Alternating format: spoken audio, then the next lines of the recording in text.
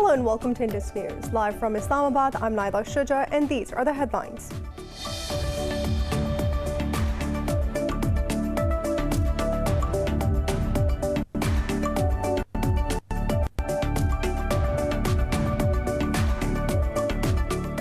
At least 33 people have died after two trains collided near GUATEMALA city in Pakistan's southern Sindh province. Rescuers said over 60 passengers have been injured while several people are still strapped inside the bogies. They said the accident happened when the Sir Syed Express hit the derailed Millet Express. Meanwhile, Prime Minister Imran Khan has ordered a comprehensive investigation into the railway safety fault lines. The Taliban claim to have killed 14 Afghan soldiers during clashes in the Laghman and Takhar provinces. A Taliban spokesperson says two of the fighters were also killed in the Laghman fighting. The latest clashes come amid U.S. envoy Zalmay Khalilzad's visit to Afghanistan. The Israeli forces have injured at least 10 Palestinians during a protest against the arrest of activists in occupied East Jerusalem.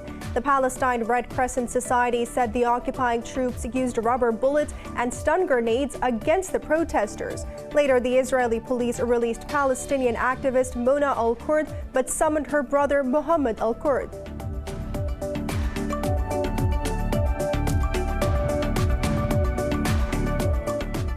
India has recorded just over 100,000 coronavirus infections overnight, the lowest in over 2 months. The country has reported over 2,400 deaths from COVID-19 during the past 24 hours. Meanwhile, in Pakistan, 58 people have lost their lives to the virus and nearly 1,500 tested positive overnight. Globally, the virus has claimed more than 3.7 million lives and infected over 173 million people so far.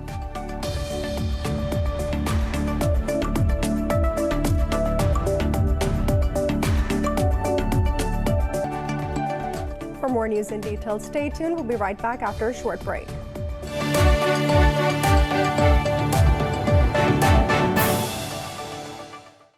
Welcome back. At least 33 people have died after two trains collided near GUATEMALA city in Pakistan's southern province of Sindh. Rescuers said over 60 passengers have been injured in the accident. Authorities say they are trying to rescue several passengers still trapped in the wreckage. Reportedly, some of the injured are in critical condition at a hospital. They said that the accident happened when the Sir Syed Express hit the derailed Millet Express. Railway officials said about 1,100 passengers were on board the two trains. Prime Minister Imran Khan has expressed shock at the loss of lives. He also ordered a comprehensive investigation into the railway safety fault lines. Meanwhile, Army and Ranger troops reached the incident site and are carrying out relief and rescue operations. The military said 2 helicopters are being flown from Multan for casualties evacuation and speedy relief measures. The Taliban claimed to have killed 14 Afghan soldiers during clashes in Laghman and Takhar provinces. A Taliban spokesperson says the 2 of the fighters were also killed in Laghman. In a statement, the group also claimed to have killed 6 police officers and a militia member in Takhar. They said the fighters captured a checkpost in Rastak district of the province. The government has not commented on the Taliban's claim so far. These latest clashes coincide with U.S. envoy Zalmay Khalilzad's visit to Afghanistan. The Israeli forces have injured at least 10 Palestinians during a protest against the arrest of activists in occupied East Jerusalem. The Palestine Red Crescent Society said the occupying troops used rubber bullets and stun grenades against the protesters. Later, the Israeli police released Palestinian activist Mona al-Kurd and Muhammad al-Kurd after hours-long arrests. In statements after their release, the two vowed to continue defending their lands, saying that no amount of arrest can intimidate them. Meanwhile, Israeli police injured a young Palestinian protesting against illegal Jewish settlement in Ramallah city with a live round. Palestine's health ministry said the Palestinian sustained injury to the head and was hospitalized. India has recorded 100,000 coronavirus infections overnight, the lowest in more than 2 months. The country has reported over 2,400 deaths during the past 24 hours.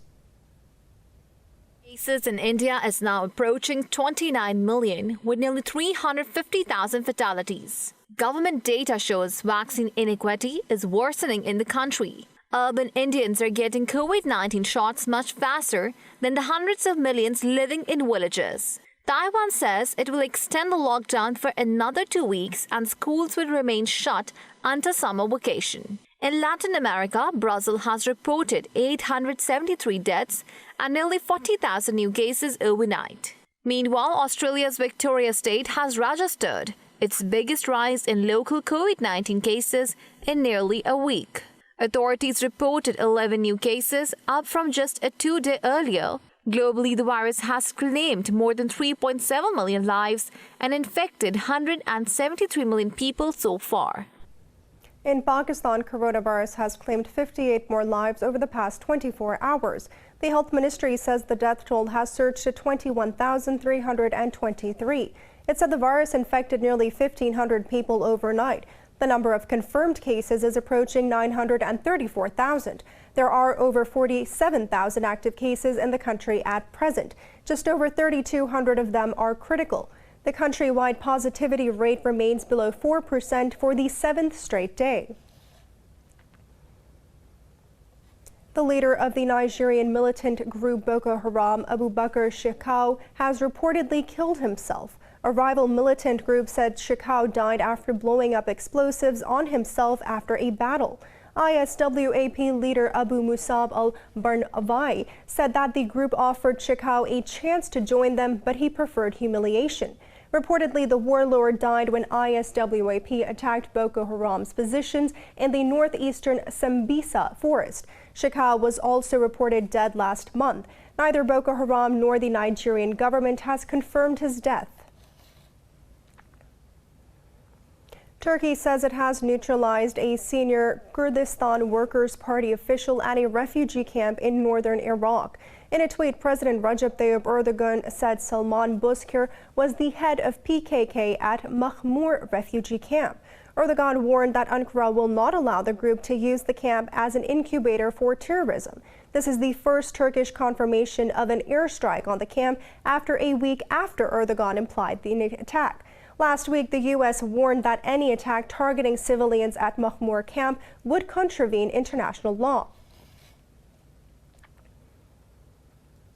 Ukraine has unveiled a new national team shirt for the Euro 2020, embezzled with a map that includes Crimea.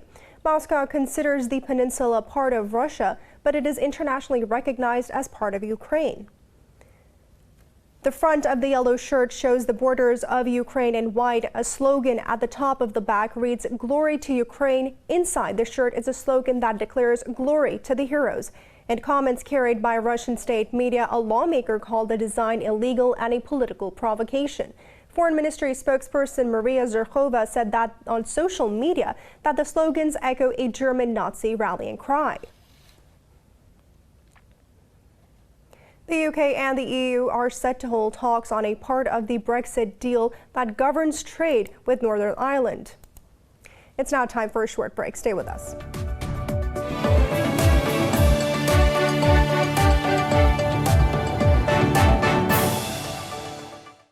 Welcome back. In Germany, exit polls show Angela Merkel's party has won the last state elections in a boost to Armin van Laschet. He hopes to succeed her in September's national election. Merkel's Christian Democrats won 36% of the vote, while the far-right AfD took around 23%. Merkel's supporters cheered in Saxony-Anhalt as the results came in. The results were disappointing for most other parties, as the Green Party was unable to make significant gains in Saxony-Anhalt. Merkel is stepping down after the federal election, leaving the political succession wider open than before. U.S. Vice President Kamala Harris has arrived in Guatemala on her first overseas trip since taking office. Earlier, her flight to Guatemala City was forced to return to Joint Base Andrews an hour after takeoff due to technical issues. The vice president departed a second time in the afternoon after switching planes. Guatemalan officials, including Foreign Minister Pedro Borlo, welcomed Harris upon her arrival. During her 3-day visit to the region, Harris will address the root causes of migration from the Central American states to the United States. The White House says the visit will also focus on the region's economic development, food insecurity, and women issues. Harris will travel to Mexico after Guatemala.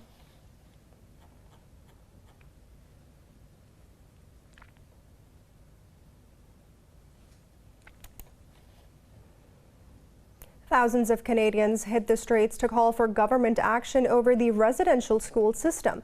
This comes after the remains of 215 children were discovered last month at the Kamloops Indian Residential School. Demonstrators marched through the streets of Toronto chanting, waving signs and demanding action. They tore down a statue of a residential school system's creator, Ertegun Ryerson, at Ryerson University. Around 17 Indigenous professors at the university signed a letter seeking to rename the university to X University. The protesters demanded compensation for the school system survivors. What they need to do is acknowledge that this was wrong. What Trudeau doesn't want to acknowledge that it was a genocide. But there's actually been 5 genocides, the 5th one ongoing. So they need to give in and stop fighting it and compensate the residential school survivors. That's one thing. Because they had billions for COVID relief, but they didn't want to pay anything to the First Nations residential school survivors. Earlier, Prime Minister Justin Trudeau said the Catholic Church must take responsibility for its role in the schools. Now moving on, the Duke and Duchess of Sussex have announced their birth of their second child, a baby girl. In a statement, the couple said they have named the girl after Queen Elizabeth and the late Princess Diana. They added that both mother and child are healthy and well. Lilibet Diana Mountbatten Windsor was born on Friday at the Santa Barbara Cottage Hospital in California. She is the Queen's 11th great-grandchild and is 8th in line to the throne. The royal couple's first child, Archie, was born in 2019. In South Africa, the number of bees has decreased rapidly due to bacterial disease and human activities. Environmentalists and beekeepers are worried this may lead to local ecological imbalance. This report has the details. Since 2009, a bacterial disease called American foul brood has invaded the South African ecosystem. Nearly 35% of the local bee colonies have now been infected. A part-time beekeeper, Melissa Harris, says the AFB is a kind of larval disease that is difficult to cure. So AFB is a spore disease that can wipe out a bee colony. It can absolutely destroy it, and the spores are viable within the hive for about 60 years. So when you have a hive that's contracted with AFB, you need to, unfortunately, kill the bees. Harris says people can tell if a bee is infected with the disease by its color and the shape of its honeycomb. She added that people stealing honey has also led to a reduction in the number of bee colonies. They will use knives or any tools that they can. They'll approach the box, they'll kick off the lid, they'll even break it, pull everything out. And it's not only causing the damage for our bees, it's also having a knock-on effect with the environment and the pollination of plants and crops in the area where the bees are working. So it's a lot of damage. The South African Beekeeping Association thinks the virus may be introduced to the country by animals. Local beekeepers are now calling for drastic measures to protect the insects from the disease and human activities. Michaela Cole's I May Destroy You is about a woman coming to terms with assault, was the big winner at this year's BAFTA Television Awards. More about the other winners and details of the ceremony in this report. The stars of Britain's small screen celebrated their work at the BAFTA Television Awards, hosted in West London's Television Centre. Themes of race and equality dominated several of the evening's winning performances.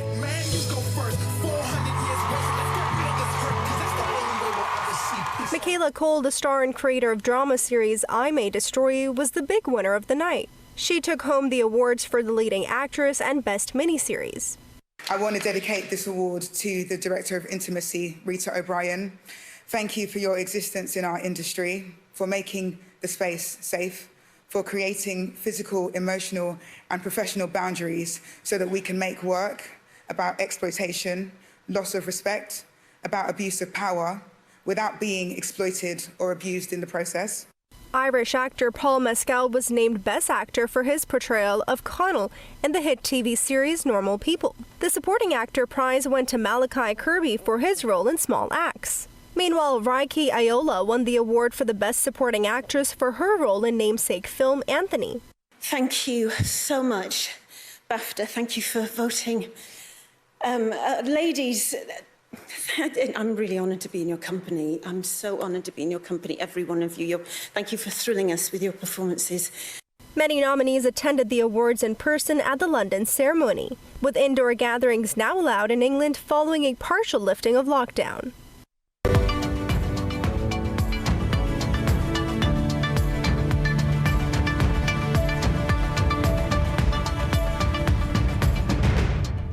Asian shares are trading mixed as initial euphoria about the gains that closed out last week on Wall Street faded quickly.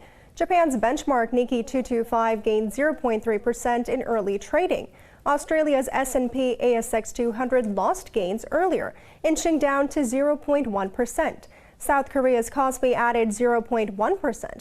Hong Kong's Hang Seng dipped 0.9%, while the Shanghai Composite inched up less than 0.1%.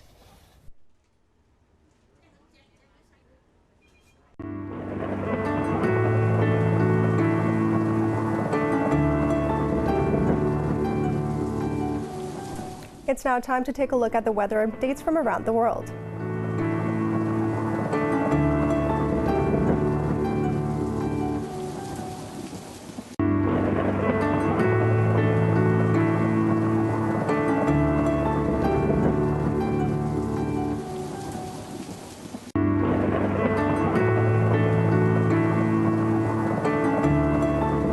For the latest news updates, you can follow us on our social media at Indus.News.